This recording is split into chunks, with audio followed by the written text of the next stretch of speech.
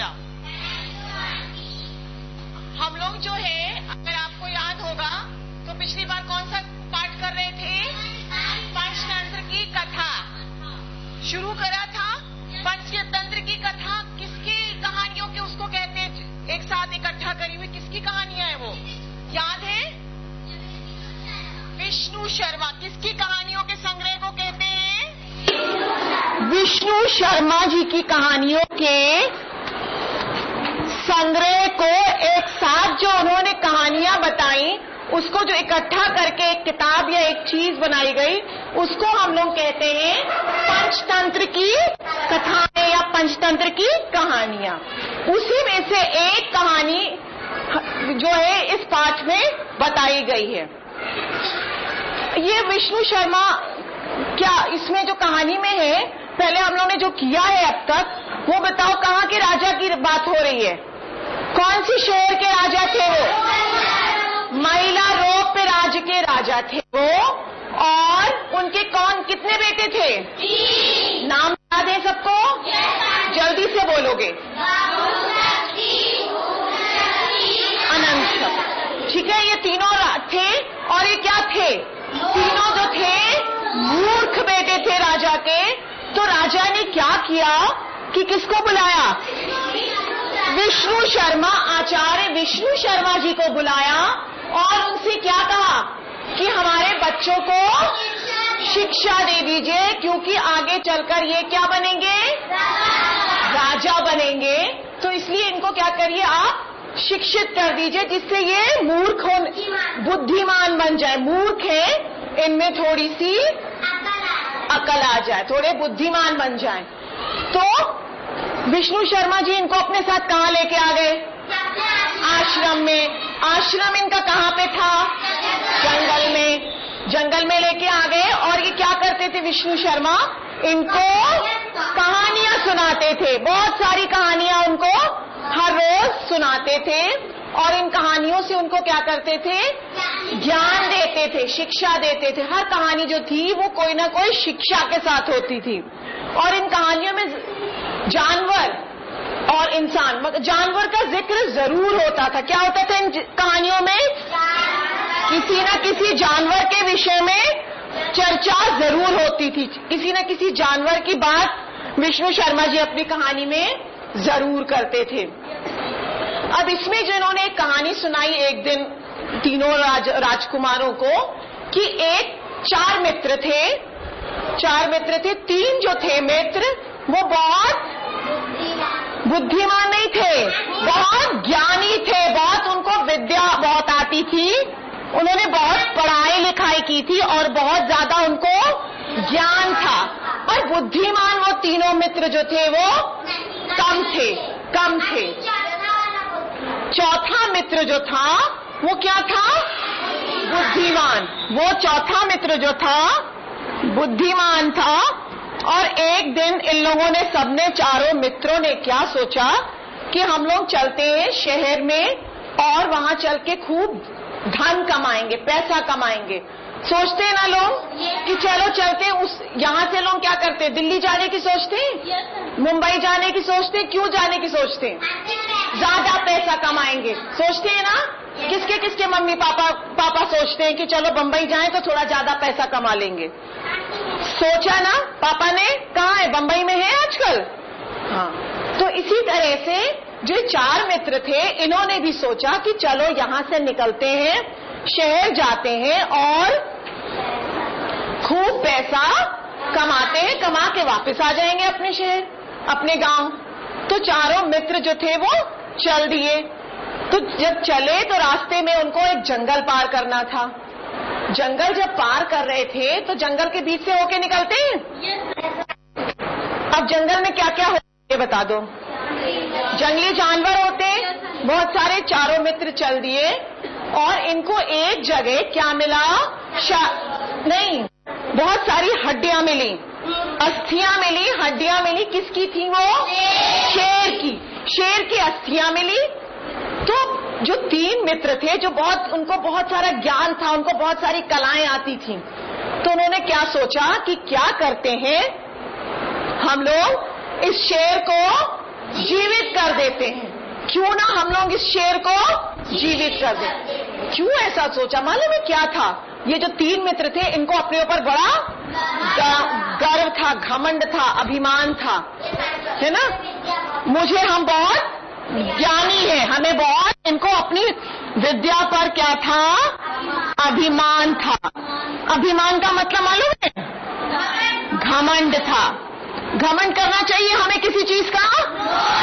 कभी नहीं करना चाहिए। कभी भी किसी भी चीज का हमें घमंड नहीं करना चाहिए। इन तीनों मित्रों को क्या था कि हम बहुत ज्ञानी हैं, हमें बहुत कुछ आता है, और क्यों ना हम इस शेर की जो कंकाल हड्डियां पड़ी हैं इसको जोड़ते हैं और इसको जीवित कर देते हैं। सोचो, तो तीनों मित्रों ने सोचा, और जो चौथा मित्र था वो थोड़ा बुद्धिमान था, उसे ज्ञान कम था पर बुद्धिमान था, वो अकल से काम करता था।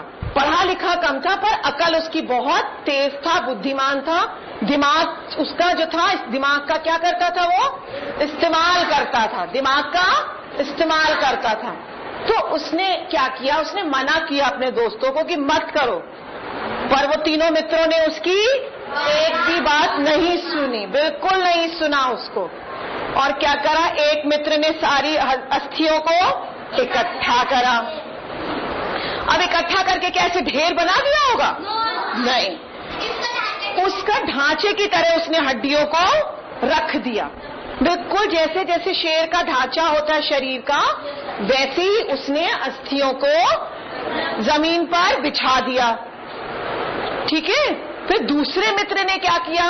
उसके ऊपर, अब आपकी हड्डियां अगर सिर्फ रख दी जाए, हड्डियों के ऊपर क्या है? हम लोग की हड्डियों के ऊपर हम लोग की क्या है? मांस है। तो उसी तरह से दूसरे मित्र ने क्या किया? पहले मित्र ने क्या किया था? पहले बताओ। हड्डियों को एक साथ जोड़ करके शरीर बना दिया, उसका ढांचा बना दिया शेर का। फिर दूसरे मित्र ने क्या किया? उसके ऊपर मांस चढ़ा दिया। मांस है अपना, देखो है सबके की नहीं है?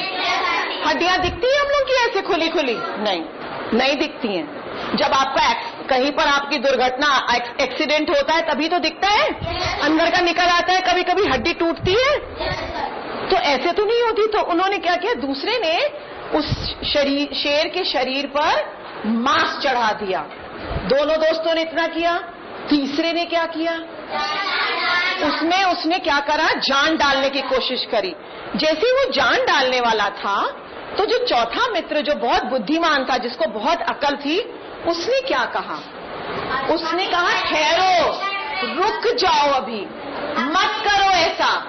अगर ये जिंदा हो जाएगा, ये जिंदा हो जाएगा, ये जीवित हो जाएगा, तो ये हम ही लोगों को क्या करेगा? मार डालेगा, खा जाएगा। ठीक है। पर दोस्त ने, उसके तीसरे मित्र ने सुना उसकी बात? नहीं सुनी। तो फिर चौथे मित्र ने क्या कहा कि रुक जाओ, मेरे को पहले तुम लोग इसमें जान डालो, इससे पहले मैं क्या करता हूं? एक पेड़ पर चढ़ जाता हूं। वो जो है दौड़ के चौथा वाला मित्र जो था, वो क्या हुआ? पेड़ के ऊपर चढ़ गया। पेड़ के ऊपर चढ़ गया और नीचे जो था, तीनों मित्रों ने क्या कर दिया? उसको पहले ने उसका शरीर लगा बना दिया, दूसरे ने मांस कर दिया। अब तीसरा तैयार खड़ा था, किस लिए? उसमें जान डालने के लिए। तीसरे ने जान डाल दी उसमें। अब जान डाल दी तो शेर जो था वो खड़ा हो गया, जीवित हो गया। और जीवित होने के बाद उसने क्या देखा? 3 आदमी। क्या देखा उसने? 3 आदमियों को देखा। 4 मित्र थे, चौथा कहाँ था? पेड़ के ऊपर। वो सब देख रहा था। तीनों जो थे वहां पर खड़े थे। शेर ने क्या किया? पहले पूंछ हिलाई, खूब जोर से पूंछ हिलाई और खूब खुश हो गया। भूखा होगा ना वो, और उसको 3 आदमी दिख गए। वाह क्या बात है, बिना किसी मेहनत के उसे 3 आदमी मिल गए। उसने क्या किया? उसने तीनों को मार डाला, खा गया। तीनों को खा गया। तीनों को खाने के बाद उसने डकार ली होगी, और खुश हुआ होगा कि दुखी? खुश हो गया। अब बचा कौन? चौथा मित्र। चौथा मित्र फिर क्या हुआ? नीचे उतरा और क्या फिर उसने क्या किया होगा? चौथे मित्र ने क्या किया होगा? शेर जब चला गया होगा तब उतरा कि पहले ही उतर गया होगा? शेर जब चला गया तब चौथा मित्र उतरा और उसने क्या बोला कि ये तो क्या हुआ? बहुत बुरा हुआ। और ऐसा क्यों हुआ? क्या गलती थी? हमेशा ये नहीं सोचना चाहिए कि हमें बहुत कुछ आता है, बुद्धिमानी से काम करना चाहिए। उन तीनों मित्रों ने बुद्धिमानी से काम किया था? उन्होंने तो उनको बहुत आता है करके उन्होंने सोचा कि लाओ मैं अपनी जो विद्या है उसको दुनिया को दिखाऊं, और दिखाने के लिए वापस बचे वो। क्या हो गया? उनको शेर ने मार डाला, शेर उनको खा गया। तो कई बार क्या होता है बच्चों कि आपको जरूरी नहीं है कि बहुत पढ़े लिखे हो, बहुत पढ़ाई लिखाई है पर बुद्धि नहीं अगर इस्तेमाल करोगे तो वो पढ़ाई लिखाई बेकार है। ठीक है? मम्मी पापा आपके बुद्धिमानी से काम करते हैं कि नहीं करते? वैसे ही हम लोगों को भी क्या करना चाहिए? बुद्धिमानी से काम करना चाहिए। और इसी तरह की उन्होंने क्या करा? विष्णु शर्मा जी ने इसी तरह की बहुत सारी उनको किनको कहानियां सुनाई? राजकुमारों को तीनों को बहुत सारी कहानियां इसी तरह की सुनाई। अब अच्छा एक बार नाम बता दो राजा का हमें। अमर शक्ति था। हाँ, और उनके पुत्रों का नाम?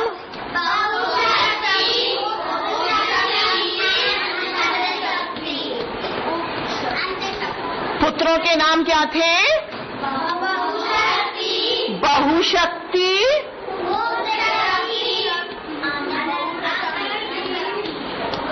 उग्र शक्ति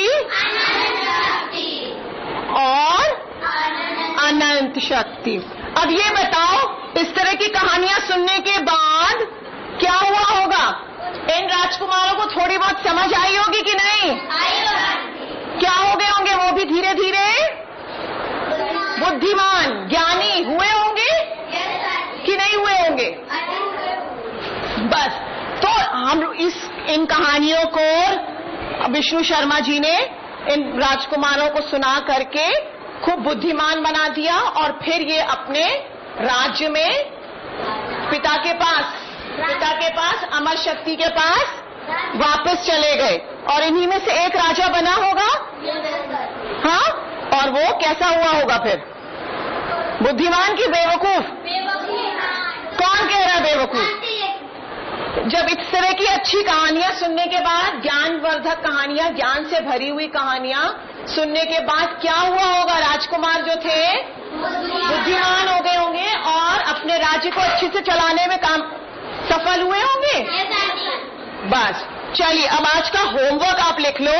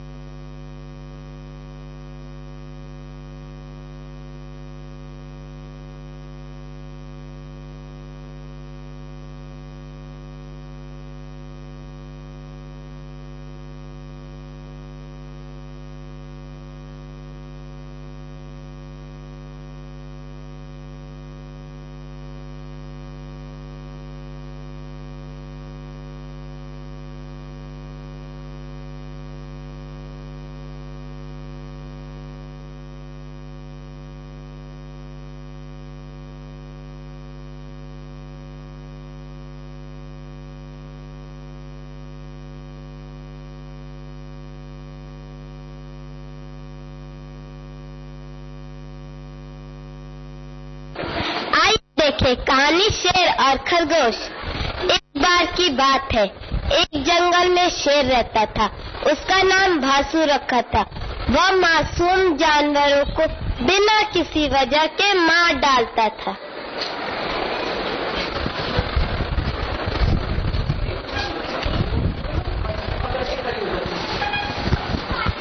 ये शेर हम लोग को जबरदस्ती क्यों मार रहा है?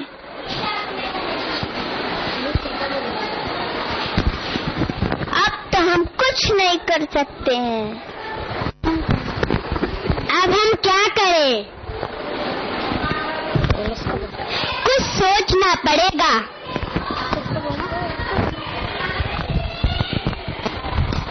सब शेर के पास पहुंचे।